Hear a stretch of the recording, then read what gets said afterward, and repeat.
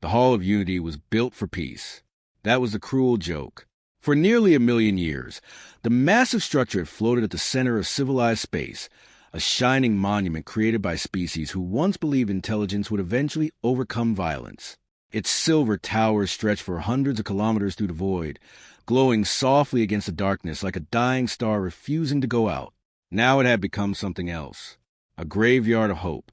Inside the central chamber, representatives from 412 civilizations sat beneath enormous holographic banners displaying the symbols of their empires. Some species floated in anti-gravity fields. Others rested in pools of liquid or mechanical life support cradles. Several communicated entirely through shifting colors or electromagnetic pulses. But despite their differences, every face in the chamber carried the same expression: exhaustion. At the center of the room, a holographic projection rotated silently above the council floor. Another world was dying. The planet's atmosphere burned bright orange as orbital bombardment ripped entire continents apart.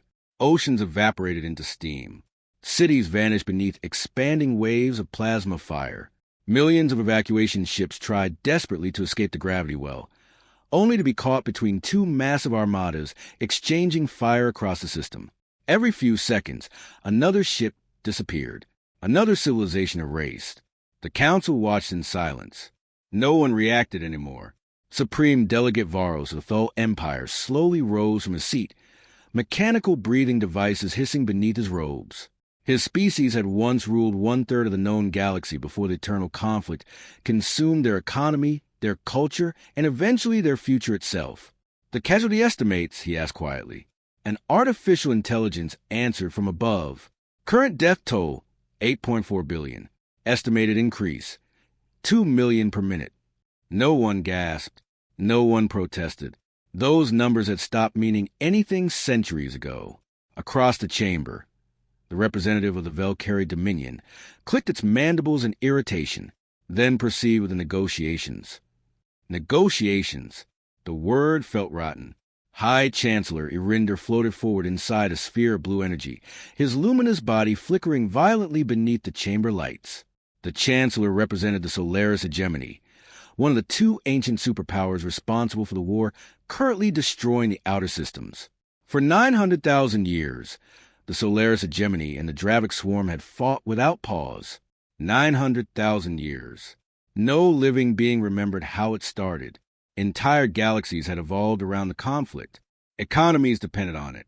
Religions justified it. Political systems survived because of it. Countless species have been born, enslaved, weaponized, or exterminated by the endless machine of war. And still it continued. The Dravik swarm violated the neutral territories again. Irinder said coldly. 3 Solaris worlds were annihilated. On the opposite side of the chamber, the Dravik overmind emerged from a cloud of black mist, thousands of crimson eyes opening across its shifting body. "Lies!" the creature hissed. "Solaris fleets entered our breeding systems first. You consume entire planets. You burn stars. You infect civilizations with your propaganda. You erase species from history." The chamber erupted instantly. Delegates shouted over one another. Translators screamed across thousands of frequencies. Ancient enemies glared across the council floor, while smaller species lowered their heads in defeat, already knowing how this meeting would end. Exactly the same way every meeting ended. Nothing would change. Nothing ever changed. Near the back of the chamber sat the smallest delegation in attendance. 3 humans. Most species barely noticed them anymore. Humanity had joined the galactic community only 30 years earlier. Compared to the ancient powers surrounding them, humans were infants stumbling through a battlefield older than their entire species. Ambassador Elena Reyes sat silently beside Admiral Nathan Cole and Dr. Elias Mercer, humanity's lead xenopsychologist. Unlike the others in the chamber, the humans were not arguing. They were watching, studying, learning. Another explosion illuminated the holographic battlefield overhead as an entire moon cracked apart under concentrated weapons fire. Burning debris drifted silently across the projection, while billions died in real time. Dr. Mercer finally spoke. "They don't even hear themselves anymore." Admiral Cole folded his hands behind his back. War became their language. "No," Mercer replied quietly. It became their identity. At the center of the chamber, Chancellor Irinder raised his voice again. The Solaris hegemony demands total military withdrawal from Dravic territory. The Overmind answered instantly. The Swarm demands unconditional surrender. Ambassador Reyes closed her eyes. Same words, same hatred, same performance. Over and over again for nearly 1,000,000 years. Suddenly, another hologram appeared above the council floor. A new battlefront. A civilian evacuation convoy had been caught between both fleets. Thousands of refugee ships drifted helplessly, while plasma fire tore through them from every direction. Children, families, non-combatants. The AI voice remained emotionless. Civilian casualties now exceed 11 billion. Still no reaction. The galaxy had witnessed death for so long that compassion itself had begun to rot away. Ambassador Reyes slowly stood. The sound of her chair scraping against the floor echoed unnaturally loudly through the chamber. One by one, the voices stopped. Hundreds of alien eyes turned toward the human delegation. Humanity rarely interrupted council proceedings. Reyes looked around the chamber carefully, studying the exhausted faces surrounding her. Then she spoke. "We're leaving." Confused whispers spread instantly. Delegate Varos blinked in disbelief. Ambassador Reyes, explain yourself. "This council is dead," Reyes said calmly.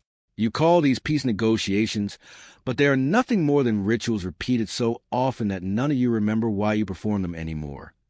Anger spread across the chamber. The Overmind's crimson eyes narrowed. "Young species," it hissed, "you do not understand galactic reality." "No," Admiral Cole said as he rose beside her. "We understand it perfectly." His voice hardened. "We understand that trillions are dying while all of you debate whose hatred is older." The chamber fell silent again. Dr. Mercer stepped forward last. His tired eyes scanned the room. "You are not fighting because you still believe in victory," he said quietly. "You fight because you're terrified of what happens if the war ends." Nobody answered, because every species in the chamber knew he was right. Mercer continued. "You built civilizations around suffering, economies around death, governments around fear. Peace would destroy the systems that keep your leaders powerful." Several delegates looked away. Others stared at the humans with open hostility, but no one denied it. Ambassador Reyes picked up her data tablet. "For 30 years, humanity believed this council wanted peace," she said. "Today, we finally accepted the truth." She looked directly at the hologram of the dying planet overhead. "You don't want peace." The chamber remained frozen. Reyes turned toward the exit. Admiral Cole and Dr. Mercer followed behind her. Then Delegate Varos called out desperately, "If humanity leaves, what happens now?" The human ambassador stopped at the doorway. For a moment, she simply stared into the endless stars beyond the chamber windows. When she finally spoke, her voice was calm. "We ended ourselves. 10 hours after humanity abandoned the Galactic Council, every major intelligence network in known space exploded into panic. Emergency transmissions flooded military frequencies. Diplomatic channels collapsed beneath billions of encrypted messages. Rumors spread faster than light itself. Humanity was mobilizing. No one knew what that meant. Inside the heavily classified orbital fortress above Earth, alarm sirens pulsed through steel corridors buried beneath kilometers of reinforced armor. Massive blast doors sealed automatically as military personnel rushed between command stations carrying streams of holographic data. Deep within the fortress, the strategic oversight chamber remained silent. 12 individuals sat around a circular black table. No journalists, no politicians, no speeches, only the people trusted with humanity's darkest secrets. At the center of the room floated a projection of the galaxy itself.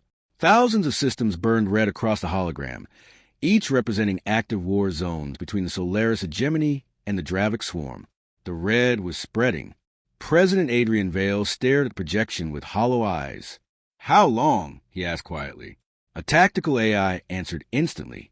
"At current escalation rates, total galactic infrastructure collapse is projected within 93 years. Several officials lowered their heads.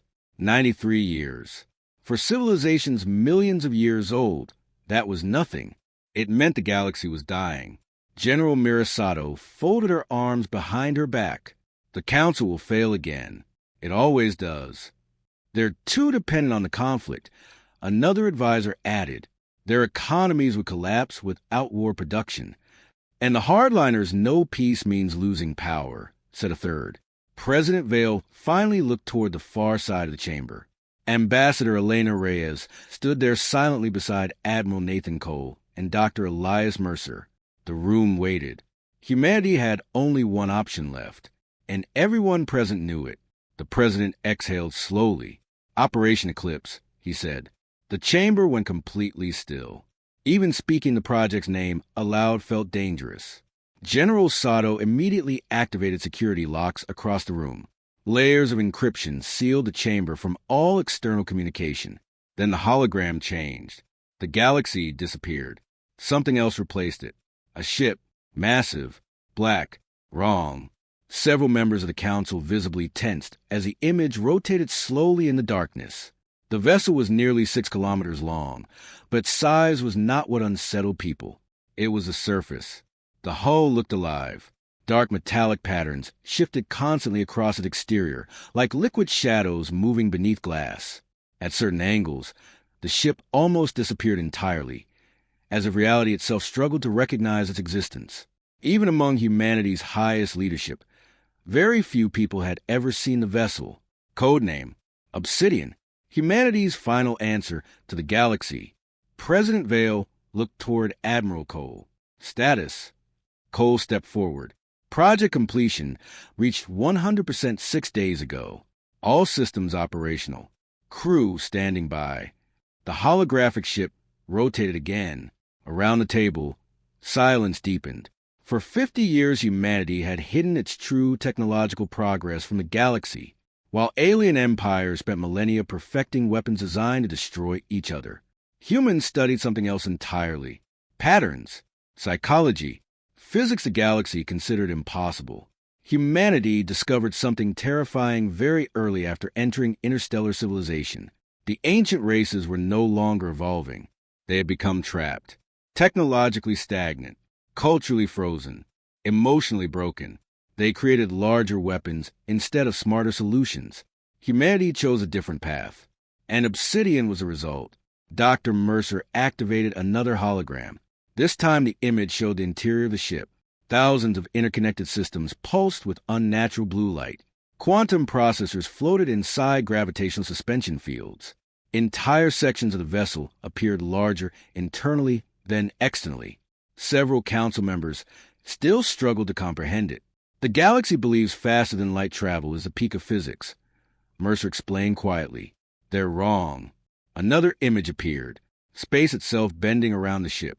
Obsidian does not move through space, Mercer continued. It moves space around itself. A few people at the table exchanged uneasy looks. Even after years of briefings, the technology still sounded insane. Admiral Cole continued. The ship contains adaptive nanostructures capable of rewriting matter at the atomic level. Predictive combat intelligence systems. Dimensional stabilization anchors. Temporal distortion fields. The president rubbed his temples slowly. Can it actually stop them? Cole hesitated, then answered honestly. Yes. A heavy silence followed. Not because the answer brought comfort, because everyone understood what it meant. Humanity now possessed power beyond anything the galaxy had ever seen. That terrified them. General Sato leaned forward. And the cost? The room darkened slightly as another image appeared. 500 faces. The crew of Obsidian. Men and women from every corner of Earth. Volunteers. Heroes. Condemned. Dr. Mercer's expression hardened. The neurosynchronization systems are irreversible. Several council members closed their eyes. The ship did not merely respond to commands. It connected directly to human nervous systems. Every reaction, every calculation, every defensive adaptation. Human thought became part of the weapon itself, which created a problem. The human brain was never meant to process that much information. Admiral Cole spoke quietly. Each minute of full synchronization accelerates biological aging. The chamber remained silent. Everyone already knew the number, but hearing it aloud still hurt. 1 combat minute equals approximately 1 year of life. No one moved. No one spoke. 500 crew members. Every battle would steal years from them. The room felt smaller suddenly. President Vale stared at the crew portraits hovering above the table. So they truly understand what this mission means. Yes, Cole answered immediately. Every volunteer signed willingly. Dr. Mercer looked toward the hologram of the burning galaxy. They've all seen the casualty reports. Another silence. Longer this time. Finally, Ambassador Reyes stepped forward. If we do nothing, she said softly, the galaxy dies slowly over the next century. She looked at the faces around the table. If we act now, maybe it survives. The president closed his eyes briefly. When he opened them again, the hesitation was gone. Authorize Operation Eclipse. The AI acknowledged instantly. Authorization confirmed. Across Earth's hidden military infrastructure, ancient systems awakened. Deep space launch platforms activated. Quantum reactors ignited beneath oceans. Encrypted signals traveled silently across the solar system. And somewhere far beyond Earth, something enormous opened its eyes. Inside a classified lunar shipyard hidden within the dark side of the moon, Obsidian slowly powered online. The black vessel floated motionless inside an artificial cavern large enough to contain mountains. Blue energy rippled across its shifting hull. Reality itself distorted slightly around the ship, like the universe was nervous. Inside the bridge chamber, 500 crew members stood silently at their stations, waiting. Admiral Nathan Cole entered the command deck slowly. Nobody spoke. They simply watched him. These people already understood they might never return home as the same age they left. Some would lose decades, others perhaps more. Yet not one person stepped away. Cole looked at them with quiet pride. These civilizations fought for 900,000 years, he said calmly. A hologram of the burning galaxy appeared around them.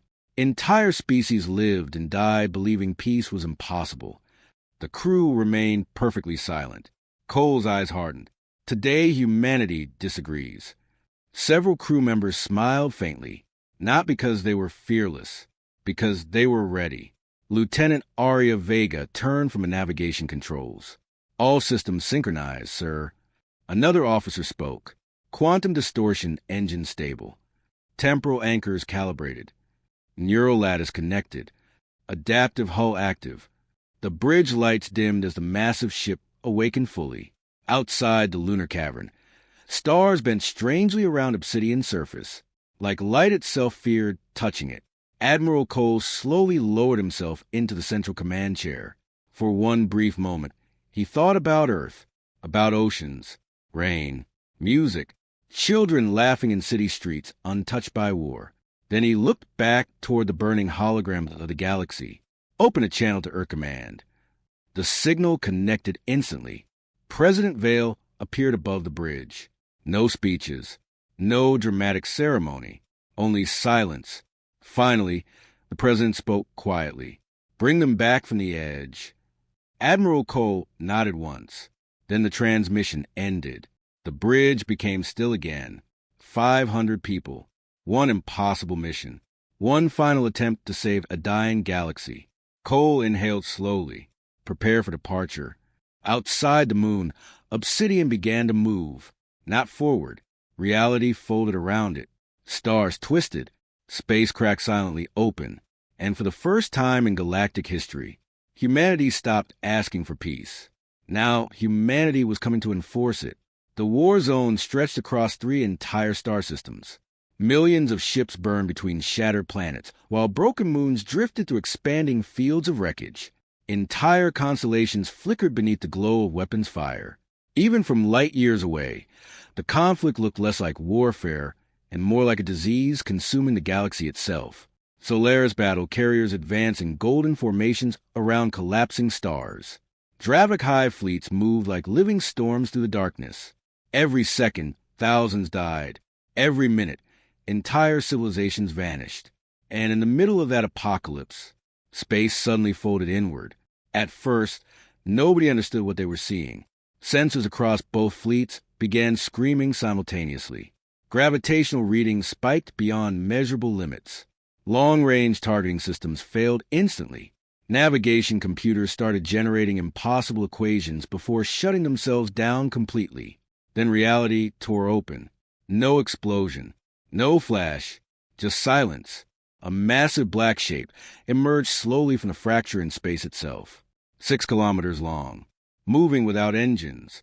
Its surface shifted like liquid night beneath streams of distorted starlight. Strange blue patterns crawled across the hull as if the ship were thinking. Entire fleets froze. Solaris commanders stared in confusion. Dravik war minds paused their attack cycles.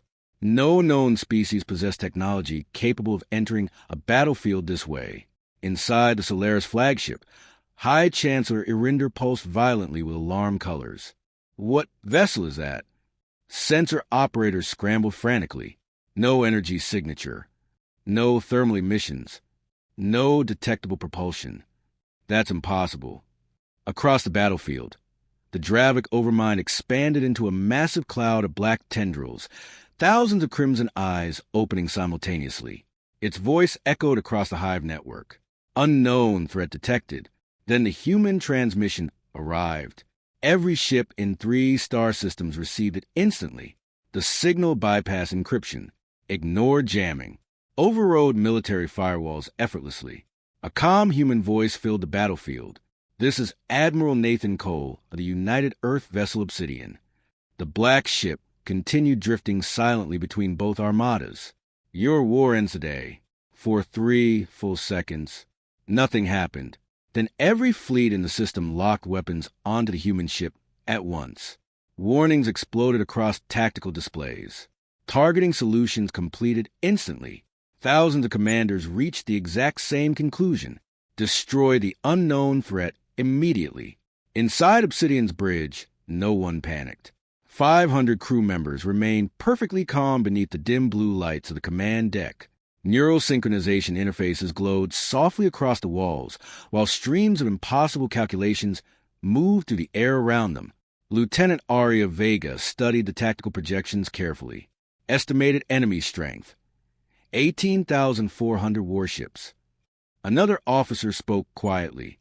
Combined firepower sufficient to sterilize 27 planetary systems. Admiral Cole sat motionless in the center chair. Understood. Dr. Elias Mercer stepped beside him, watching the fleet surround them. They're terrified, he murmured. Good, Cole replied. Outside the ship, Solaris energy cannons began charging. Entire stars dimmed as Dravik gravity weapons consumed surrounding matter for ammunition. The battlefield itself seemed tense. Lieutenant Vega looked back toward Cole. All enemy fleets preparing simultaneous attack. A pause. Then, permission to activate adaptive systems? Cole nodded once. Begin synchronization. The bridge lights darkened instantly. Blue energy spread through Obsidian like blood entering veins.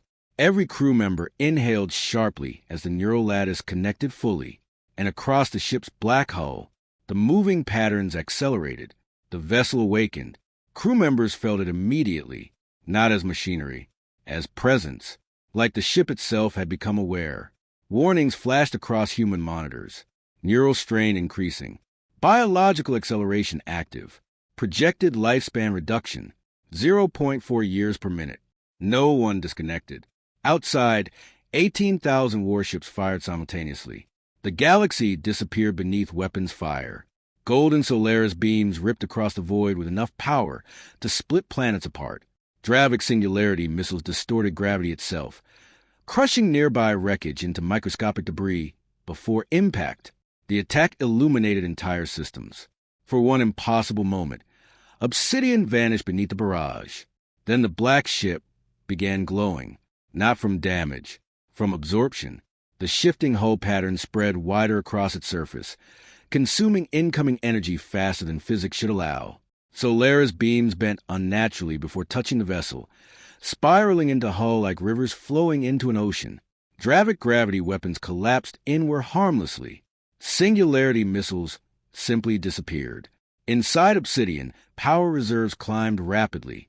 Lieutenant Vega stared at her screen. They're charging us. Another officer blinked in disbelief. Enemy attack output converted directly into reactor energy. Dr. Mercer smiled faintly. They spent 900,000 years building weapons. Outside the ship, the hull glowed brighter. We spent 50 learning how to survive them. The enemy fleets fired again. Harder this time. More weapons. More power. The result became worse. Every attack strengthened Obsidian further. The ship adapted continuously in real time. Its nanostructure shifted and evolved with every impact. Entire sections of the hull changed composition instantly to counter new forms of damage before damage even occurred. The vessel was learning. Solaris commanders watched in horror as their most powerful weapons became useless. Dravik hive minds struggled to process what they were seeing. The human ship was not defending itself normally. It was rewriting the battlefield itself. Then Obsidian moved. Not physically. Space bent around it. The ship appeared suddenly in the center of both fleets, without crossing the distance between them. No acceleration. No motion. One moment it was there. The next it simply existed somewhere else. Panic spread instantly. Several Dravik warships opened emergency retreat protocols. Solaris carriers attempted formation withdrawal. Too late.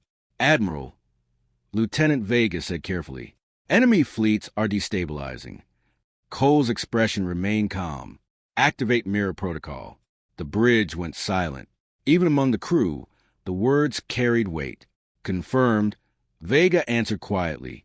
Outside the ship, reality distorted violently. Every incoming attack across the battlefield froze in space. Thousands of missiles, energy beams, gravity distortions, all suspended motionless around Obsidian. Then the impossible happened. The attacks turned around. Solaris weapons redirected toward Solaris fleets. Dravik projectiles reversed back toward Dravik formations, but stronger now, faster, refined. The enemy's own firepower became perfectly calculated counterattacks. Entire warships lost shields instantly. Weapon systems overloaded. Engines failed. Massive carriers drifted powerless through space. But none exploded. None were destroyed. Obsidian disabled them precisely, without killing their crews. Inside the Solaris flagship, Chancellor Irinder flickered violently with fear. What are these humans? Across the battlefield, the Dravik overmind screamed through the hive network. Our weapons obey them. Inside Obsidian, another warning appeared. Biological acceleration increasing. Average crew aging. 1.2 years. Several crew members winced from neural strain.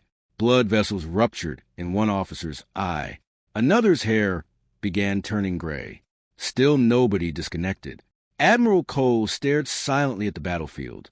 18,000 warships surrounded them, and every single fleet was losing. Not because humanity possessed larger weapons, because humanity had evolved beyond warfare itself. Then tactical alarms erupted again. Lieutenant Vega looked up sharply. Admiral, enemy superweapon detected. The battlefield darkened. Far beyond the fleets, something enormous emerged from behind a shattered moon. A Solaris extinction platform, 30 kilometers wide. Ancient, forbidden. The weapon had only been used 3 times in galactic history. Each use erased entire star systems permanently. Even the Dravik fleets backed away from it. Dr. Mercer's face hardened. They're desperate now. The extinction platform began charging. Stars dimmed around it as reality itself destabilized. Crew members aboard Obsidian exchanged silent looks. Everyone understood what came next. This was the moment, the true test. Admiral Cole slowly stood from the command chair. Outside the viewport, the massive superweapon aimed directly at humanity. Its core ignited like a newborn sun. Then Cole gave the order. Prepare the horizon system. The bridge became deathly silent. Even Obsidian itself seemed to react. Somewhere deep inside the ship, something ancient awakened. The Solaris extinction platform fired. A beam of collapsing white light erupted across the battlefield, swallowing everything in its path. Space itself cracked apart around the blast as entire regions of reality began folding inward like paper thrown into fire. Ships disappeared instantly. Not destroyed. Erased. The weapon was not designed to kill fleets. It was designed to remove existence itself. Across 3 star systems, Every civilization watching the battle believed the same thing. The human ship was finally dead. Inside Obsidian, warning sirens screamed through the bridge. Temporal instability detected. Reality collapse imminent. Crew members gripped their stations as a neural lattice overloaded with information. Blood ran from several noses. Veins darkened beneath skin. Biological acceleration. Warnings multiplied across every screen. Average crew aging. 3.8 years. Still rising. Lieutenant Vega stared at the incoming wave of annihilation. Impact in 4 seconds. Dr. Mercer's voice remained eerily calm. This is the strongest weapon the galaxy ever created. Admiral Cole never looked away from the approaching beam. Then let's show them why they lost. The extinction wave struck Obsidian. Reality exploded. For one impossible instant, the battlefield vanished into absolute white silence. Then something terrifying happened. The beam stopped moving. Frozen, held motionless directly against Obsidian's black hull. Entire fleet stared in disbelief as the collapsing energy remained suspended around the human vessel like a river trapped in glass. Inside the bridge, blue light flooded every surface. The ship vibrated violently beneath the crew. Neurosynchronization levels surged beyond safe thresholds. Several officers screamed as memories not their own flashed through their minds. Fragments of impossible mathematics, gravitational structures, quantum patterns human brains were never meant to process. Average crew aging. 7.1 years. Lieutenant Vega's hands shook violently. Horizon system active. Outside the ship, the black hole opened. Not physically, conceptually, like reality itself unfolded around Obsidian. The frozen extinction beam bent inward and disappeared into the darkness surrounding the vessel. Then the stars changed. Across the battlefield, constellations warped unnaturally. Entire sections of space rotated sideways. Distance stopped behaving correctly. Solaris ships suddenly appeared millions of kilometers from where they had been seconds earlier. Dravik formations found themselves trapped inside recursive gravitational loops, endlessly circling empty coordinates. Physics itself had begun malfunctioning. The Horizon system was online. Inside the Solaris flagship, Chancellor Irinder pulsed with pure terror. That's impossible. No, it was worse than impossible. The human ship was not blocking the superweapon. It was rewriting the laws governing it. The extinction platform fired again desperately. A second annihilation beam erupted toward Obsidian. This time the ship did not defend itself. The beam passed directly through the vessel harmlessly, because Obsidian no longer fully existed in normal space. The battlefield erupted into panic. Dravik Hive fleets attempted emergency retreat calculations, but navigation systems could no longer determine where forward actually was. Several ships accelerated directly into folded dimensions and vanished from sensor range completely. Solaris commanders screamed conflicting orders across collapsing communication channels.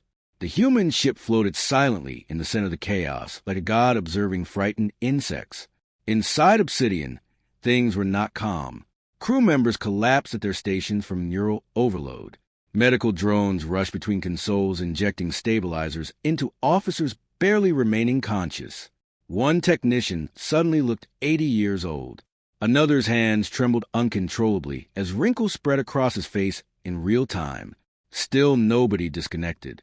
Because outside the ship, the galaxy was finally afraid. Admiral Cole stared at the tactical displays carefully. Enemy morale? Lieutenant Vega swallowed hard. Collapsing? Good.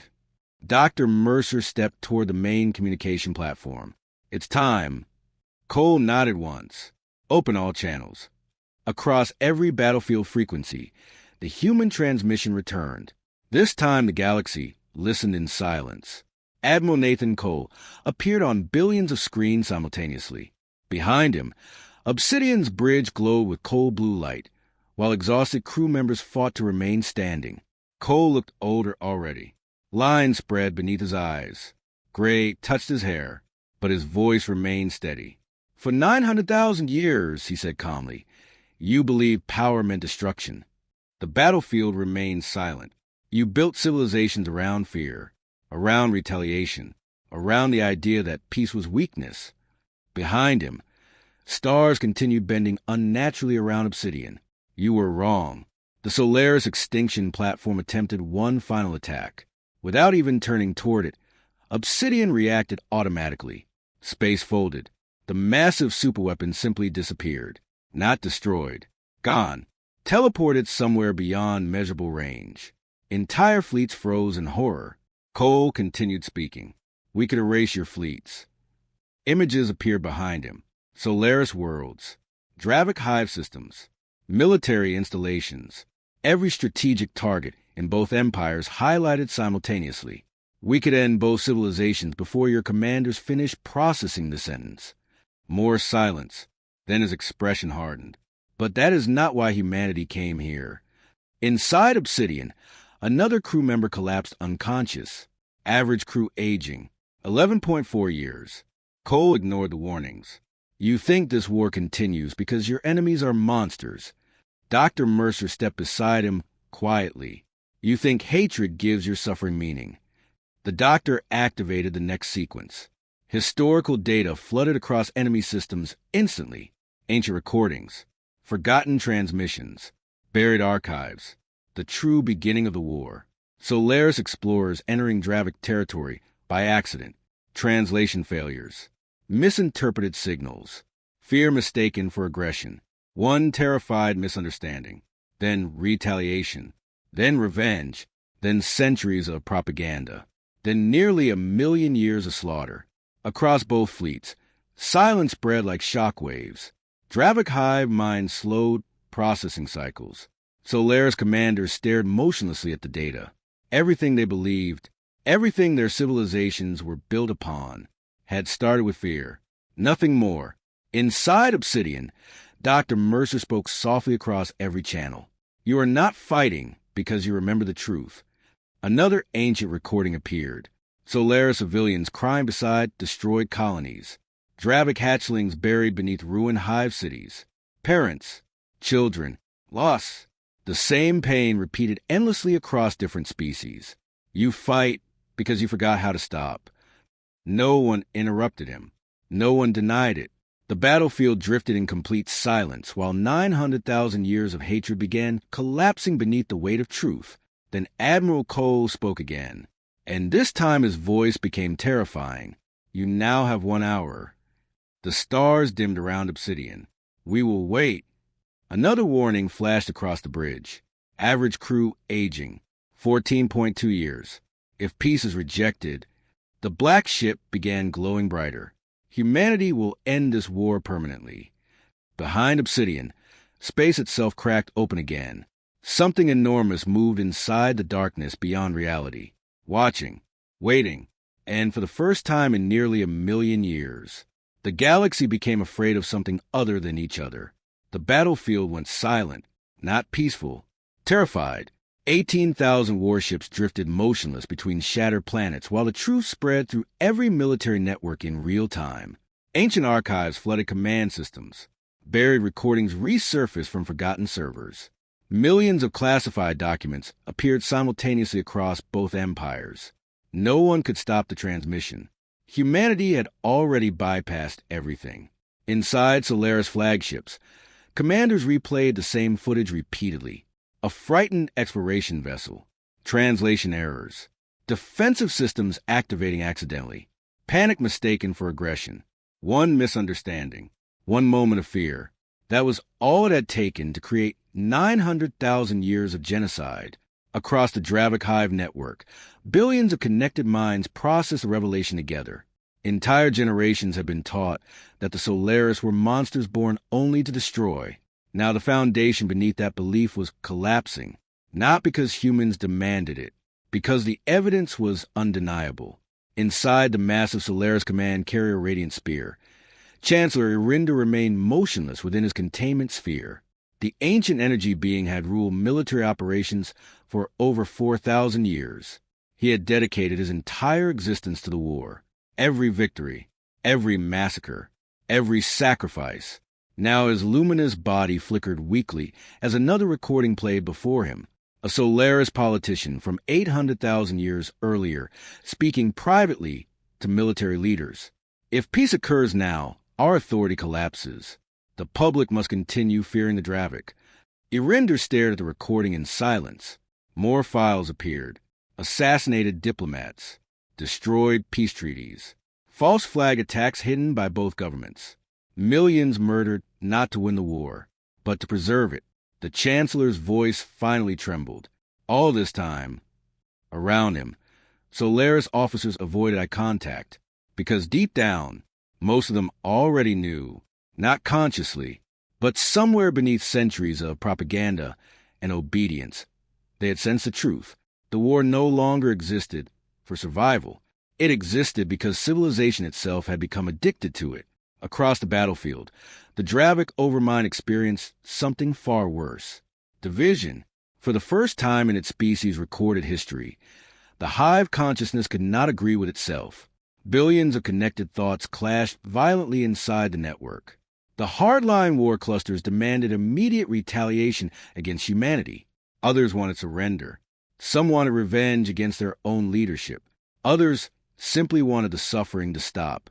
The Overmind convulsed in orbit around its flagship as internal conflict spread like a virus through the hive.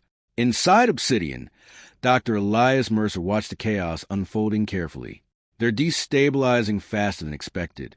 Admiral Cole remained seated in the central command chair. He looked much older now. Wrinkles spread visibly across his face. Gray had overtaken most of his hair. Several blood vessels in his neck had darkened from prolonged neural synchronization. Average crew aging, 19.6 years. The cost was accelerating. Lieutenant Vega noticed Cole's shaking hand. Admiral, I'm fine. He wasn't. None of them were. Across the bridge, crew members struggled to remain conscious. Several medical pods were already occupied by officers whose nervous systems had partially burned out under synchronization strain. Still no one disconnected, because the battlefield outside was changing. Slowly, ships began powering down weapons. First one, then dozens, then hundreds. Solaris destroyers drifted out of formation. Dravik attack cruisers shut down targeting systems voluntarily. Across every fleet, younger crews stare at the historical recordings with horror. Most of them had been born into war, raised for it, conditioned by it. Now they were learning the truth. They were not heroes defending civilization. They were descendants of frightened people too proud to admit a mistake. Inside a Dravik carrier, one young hive commander disconnected himself from the battle network entirely. "What are you doing?" another demanded. The commander stared at the battlefield quietly. "My brood died last cycle fighting Solaris civilians." Silence. I told myself their deaths meant something. Outside the viewport, Obsidian floated silently among the fleets like a dark star.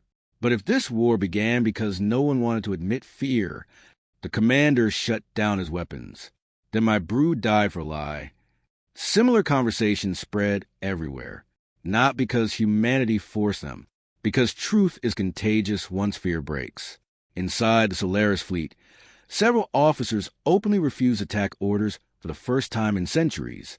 Entire formations disengaged from combat positions. Others panicked instead. Hardline admirals began issuing emergency loyalty declarations across military frequencies. Humanity is manipulating you. The Dravik cannot be trusted. This is psychological warfare. But the words sounded weak now. Desperate. Too late. Because everyone had seen the evidence. Then the first internal attack happened. A Solaris war group opened fire on one of its own retreating carriers. Traitor accusations spread instantly. Several Dravik commanders did the same. The battlefield nearly collapsed into civil war. Inside Obsidian, tactical alarms erupted. "Admiral," Lieutenant Vega warned sharply. "Both empires fracturing internally." Cole stared at the displays. "This is the dangerous part." Dr. Mercer nodded slowly. "People trapped in hatred long enough will destroy themselves before admitting they were wrong." Another alert appeared. Solaris hardline fleets reactivating extinction weapons. Dravik suicide swarms detected. The old cycle was trying to survive. Cole slowly stood from the command chair despite visible pain. Every movement looked heavier now. Older, but his eyes remained focused. Open all channels. The battlefield obeyed instantly. His voice echoed across every fleet. Listen carefully. The fighting paused again. If you continue this war now, the stars dimmed around Obsidian. Then you are no longer victims of history. Behind the human ship, cracks spread through reality itself.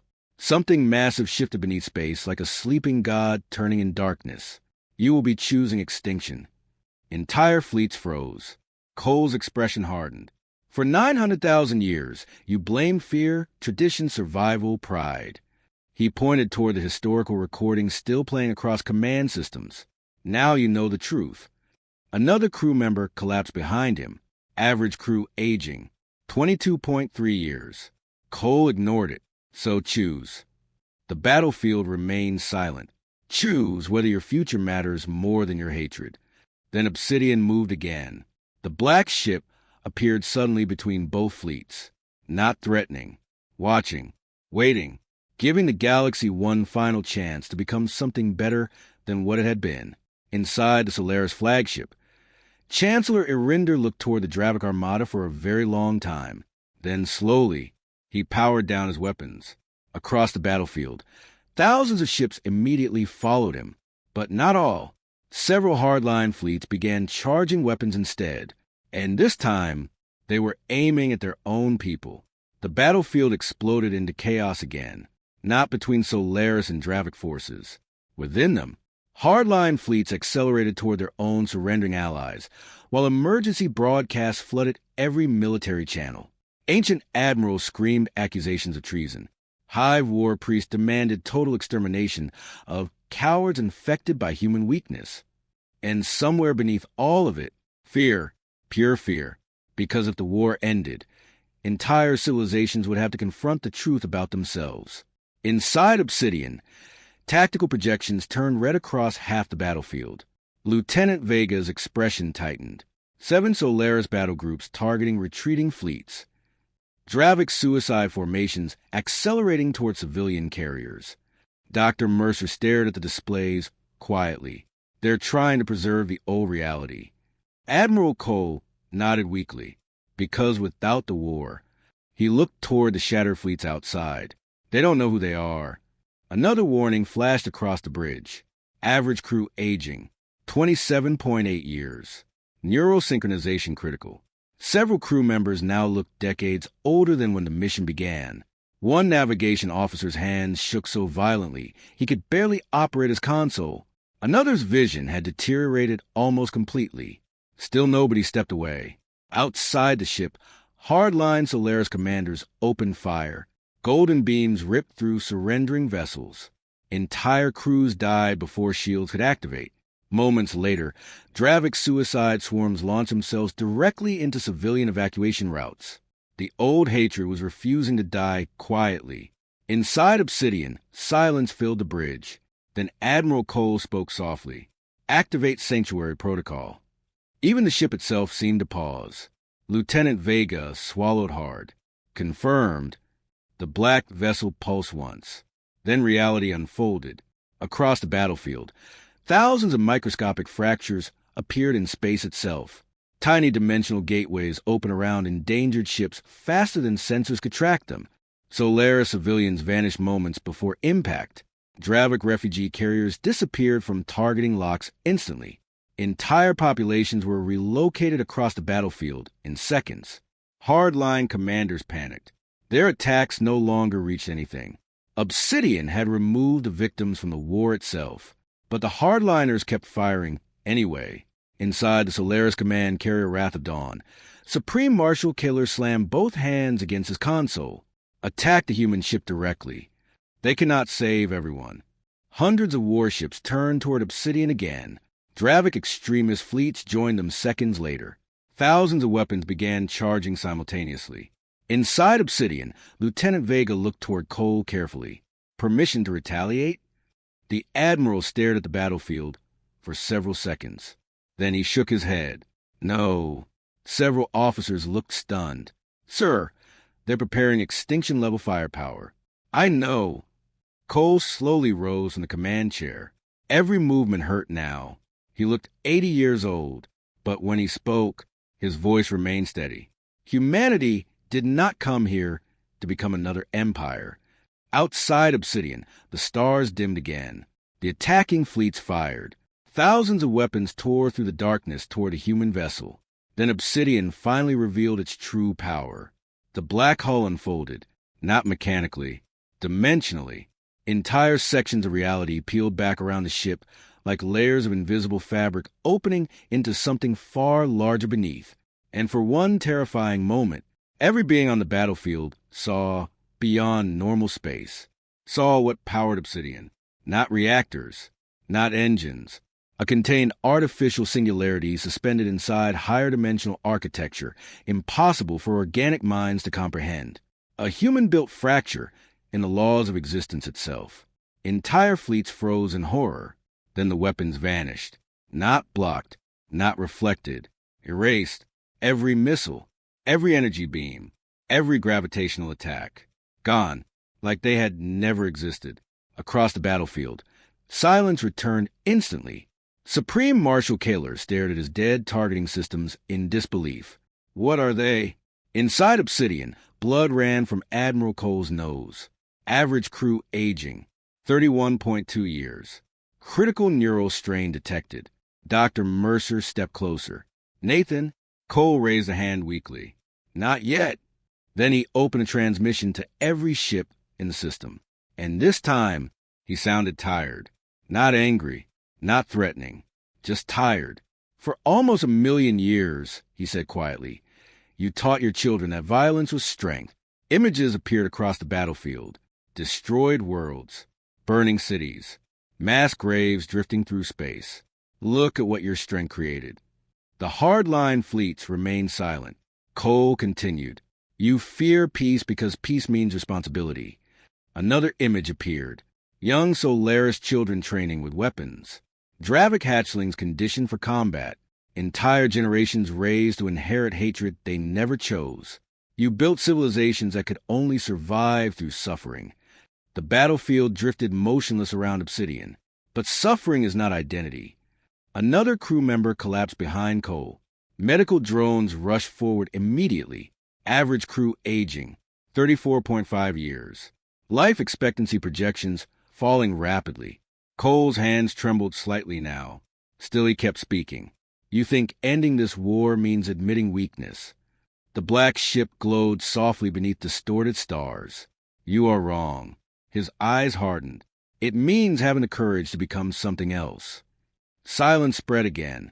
Deep, heavy, because the truth hurt more than any weapon ever had. Inside the Dravik Hive network, entire war clusters disconnected voluntarily from combat synchronization. Solaris carriers began shutting down weapons one after another. Even soldiers raised from birth to hate each other were finally breaking, but the hardliners still resisted. Supreme Marshal Kaler activated one final emergency transmission across all Solaris military frequencies. Humanity seeks to enslave us. The old admiral's face twisted with desperation. If we surrender now, we become weak forever. Then another voice interrupted him. Calm, exhausted, ancient. Chancellor Irinder appeared across every Solaris channel. No, the energy being said quietly. He looked older somehow, too. Not physically, spiritually. We became weak the moment we needed endless war to define ourselves. Silence. Kaler stared at him in disbelief. Irinder slowly powered down his flagship weapons completely. Then he transmitted a single command across the entire Solaris fleet. Stand down. For several seconds, nothing happened. Then thousands of Solaris ships obeyed. Across the battlefield, the Dravik overmind convulsed violently as billions of connected minds argued within the hive. Finally, the giant creature spoke. Its voice no longer sounded monstrous, only exhausted. The swarm stands down. One by one, Dravik weapons powered off. The battlefield dimmed. The war was ending, not because humanity conquered the galaxy, because humanity forced it to look in the mirror. Inside Obsidian, crew members stared silently at the darkening fleets. Some cried quietly. Others simply closed their eyes in relief. Admiral Nathan Cole slowly lowered himself back into the command chair. His hair had become completely white. Average crew aging, 39.1 years. But for the first time since arriving, no weapons were pointed at anyone. Then Lieutenant Vega looked up suddenly. "Admiral," her voice shook, multiple unidentified signals emerging from deep space. The bridge froze. Long-range sensors activated automatically. And far beyond the battlefield, something enormous was moving in the darkness. Something ancient. Something that had been watching the war all along. At first, the new arrivals looked like shadows. Massive shapes drifted silently beyond sensor range at the outer edge of the star system, while Obsidian's tactical systems struggled to identify them. No engine signatures appeared. No weapons locked onto targets. Yet every instinct aboard the human ship screamed the same warning.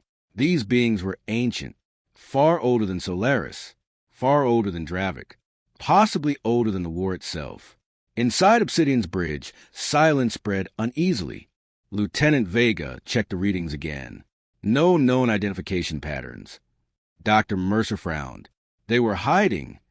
How? Another officer whispered. Mercer looked toward the distant darkness beyond the battlefield. By staying quiet while the galaxy destroyed itself. The shapes continued moving closer. Entire fleets watched nervously as the unknown vessels emerged slowly into starlight. They were enormous, city-sized, smooth silver structures shaped almost like living creatures drifting through space. Their surfaces reflected stars unnaturally, as though each ship carried fragments of the universe across its hull. Then a transmission arrived, not through normal communications, directly into every ship's system simultaneously. A calm voice echoed everywhere. "We have observed your civilizations for 912,443 years. The battlefield froze. Even Obsidian's bridge fell silent. The voice continued. "We were here when the first Solaris explorers encountered the Dravik frontier." Another pause. "We were here when fear became hatred." On every battlefield display, a symbol appeared, a circle surrounded by 7 stars. Dr. Mercer's eyes widened slightly. The custodians, several Solaris commanders, reacted instantly with visible fear. Ancient myths, ancient warnings, stories older than recorded history. Civilizations whispered about them for millennia. A hidden species that watched the galaxy from beyond mapped space, intervening only when extinction threatened all intelligent life. Most believed they were legends. Until now, the calm voice returned. "For nearly 1 million years, we waited for your species to end the cycle voluntarily. Silence. You failed." Across the battlefield, thousands of ships drifted powerless beneath the gaze of the silver vessels. Then the voice softened slightly, until humanity arrived. Inside Obsidian, Admiral Cole slowly looked up toward the distant ships. His breathing had become uneven, average crew aging, 43.8 years. Several crew members were now biologically elderly. Still no one disconnected. The custodian transmission continued. "Young species of Earth, you chose compassion while holding absolute power." Images appeared across every screen. Obsidian disabling fleets without slaughtering them. Human crews sacrificing decades of life. Solaris and Dravik civilians rescued during Sanctuary Protocol. You demonstrated restraint where older civilizations chose domination. The battlefield remained perfectly still. Then the custodian spoke words that shook the galaxy. You passed. Inside Solaris fleets, confusion spread instantly. Passed? Past what? The answer came quickly. For ages beyond your comprehension, we searched for a civilization mature enough to inherit stewardship of interstellar space. Shock rippled through every command system. The custodians had not merely been watching the war. They had been judging the galaxy itself. And everyone failed. Everyone except humanity. Inside Obsidian, several officers exchanged stunned looks. Admiral Cole remained silent. The calm voice continued. The Solaris and Dravik empires became trapped by fear. Images of burning worlds appeared again. They mastered destruction but forgot wisdom. Then the images changed. Human cities, families, music, art, children laughing beneath Earth's skies. But humanity remained capable of empathy even while possessing power sufficient to rule through terror. The battlefield drifted quietly beneath the distant stars. Then the custodians revealed the final truth. The war is over because humanity reminded the galaxy that peace requires courage greater than violence. Inside the Solaris flagship, Chancellor Irinder slowly lowered himself toward the floor. For the first time in his thousands of years of life, he felt shame, not because humanity defeated them, because humans succeeded where ancient civilizations failed. Across the Dravik Hive network, billions of connected minds experienced something equally unfamiliar: relief. The hatred holding their civilization together for nearly 1,000,000 years finally began dissolving. Not instantly, not perfectly, but enough. Enough to stop. Inside Obsidian, warning alarms suddenly intensified. Critical biological failure detected. Lieutenant Vega turned sharply toward Admiral Cole. "Nathan." He raised a trembling hand gently. "It's all right." The bridge fell silent. Everyone could see it now. The synchronization damage had progressed too far. Cole looked nearly 90 years old. Wrinkles covered his face completely. His breathing had become shallow. Veins darkened beneath fragile skin. Yet his eyes remained calm. Outside the viewport, Solaris and Dravik fleets slowly powered down across the battlefield. Millions of weapons went dark. The war truly was ending. Cole stared at the sight quietly, then smiled. "We did it." Several crew members cried, openly now, not from sadness. Relief, pure relief. Dr. Mercer stepped beside the Admiral slowly. "You should disconnect." Cole looked toward him softly. "If I disconnect now..." He glanced at the battlefield. "The system destabilizes." Mercer's face tightened, because he understood immediately. Obsidian's higher dimensional systems were still active, and Cole remained directly linked to the neural core, keeping reality stable around the battlefield. If he disconnected too early, the fractures in space could collapse catastrophically. Cole already knew the cost. Lieutenant Vega's voice broke slightly. "There has to be another way." Cole smiled faintly. There wasn't supposed to be a way at all. Silence. Then the custodians transmitted one final message across the galaxy. "Today marks the end of the eternal war." Across thousands of worlds, billions watched the fleets lower their weapons. Solaris ships drifted peacefully beside Dravik carriers for the first time in recorded history. No attacks, no hatred, only silence. The silence after nearly 1,000,000 years of screaming. Inside Obsidian, Admiral Nathan Cole looked toward Earth's distant star somewhere beyond the darkness. Then he spoke one final command: "Deactivate horizon systems." The bridge froze. "Nathan," Mercer whispered, but Cole simply closed his eyes. Outside the ship, the distorted stars slowly stabilized. Reality sealed itself shut across the battlefield. The impossible fractures disappeared, and for the first time in nearly 1,000,000 years, the galaxy became quiet. Inside Obsidian's command chair, Admiral Nathan Cole finally disconnected from the ship. The neural lattice dimmed instantly. Warning alarms ceased. Silence filled the bridge. Lieutenant Vega slowly stepped forward. "Nathan?" No response. Dr. Mercer lowered his head quietly. Outside the black ship, Solaris and Dravik fleets remained motionless beneath peaceful stars. The war had ended, and humanity had paid for that peace with time itself. 10 years later, the garden bloomed where a battlefield once existed. Soft rain drifted across green hills that had spent hundreds of thousands of years buried beneath ash and radiation. Rivers flowed again through valleys once carved open by orbital bombardments. Forests stretched across the horizon beneath skies no longer blackened by warships. Life had returned. The planet was called Elysium now. Before the peace, it had another name, one spoken only in military records and casualty reports. For nearly 600,000 years, the world had served as one of the bloodiest front lines in the eternal war. Nothing survived there. Not oceans, not animals, not hope. Now children laughed beneath its sunlight. Ambassador Elena Reyes walked slowly along a stone pathway beside a restored lake, watching the distant city shimmer peacefully beneath the afternoon sky. Solaris architects and Dravik bioengineers had rebuilt the world together over the past decade. At first, the cooperation felt impossible. There were riots, assassinations, hardline rebellions. Entire military factions refused disarmament.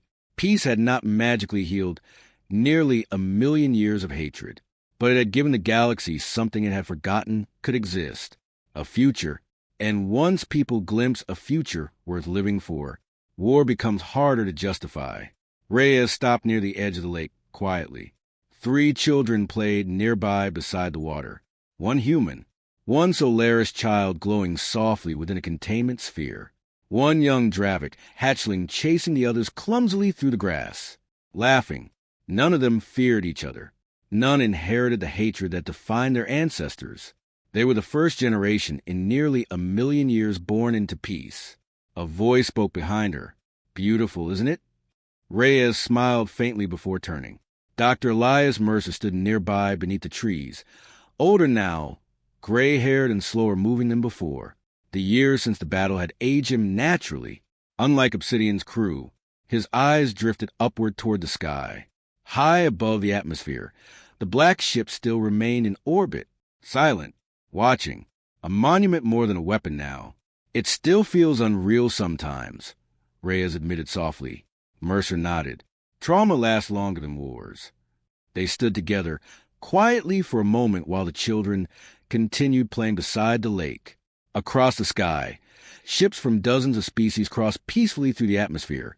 Trade vessels, exploration craft, civilian transports. Not warships. The galaxy had changed. Not perfectly, but fundamentally. The Solaris hegemony no longer existed as an empire. Its worlds had reorganized into smaller cooperative systems focused on rebuilding instead of conquest. The Dravic swarm changed even more dramatically. Freed from constant warfare, billions of hive minds discovered individuality for the first time in their history.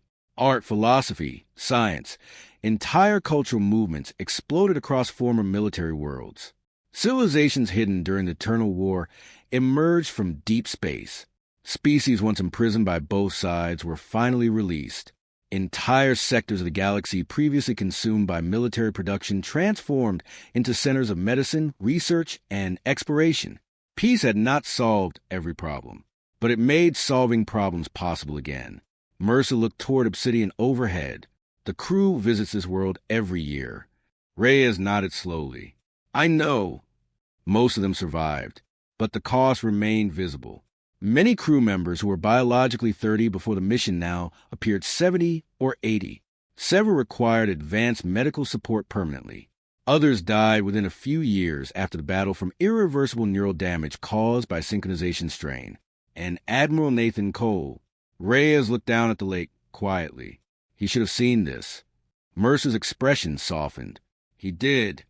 Before Reyes could answer, footsteps approached nearby. Chancellor Irinder floated slowly toward them beneath the trees. His luminous energy formed calmer now than Reyes had ever seen during the war years. Beside him walked the Dravic speaker, no longer called Overmind. The title had been abandoned after peace, too tied to conquest. "Ambassador Irinder said warmly, "the summit is beginning soon." Reyes smiled faintly. "Another negotiation?" The Solaris Chancellor pulsed with amusement. "Yes. But now we argue about trade routes instead of extinction." The Dravic speaker lowered its massive head respectfully, a remarkable improvement. They all laughed quietly. The sound still felt strange sometimes. Across the galaxy, memorials for the Eternal War continued to rise on thousands of worlds. Entire generations studied the conflict now not as glorious history, but as warning, a reminder what civilizations become when fear replaces understanding. And at the center of nearly every memorial stood the same image: a black ship beneath broken stars. Obsidian, the vessel that ended the war without conquering the galaxy. The custodians never returned publicly after the battle. Their silver ships vanished back into deep space immediately after peace was achieved. But before leaving, they delivered one final message to humanity. Not command, not prophecy, only a question. What will you become now that you no longer need to survive? Humanity still did not fully know the answer, but for the first time, the galaxy had time to find out. Near the lake, the human child suddenly tripped while running through the grass.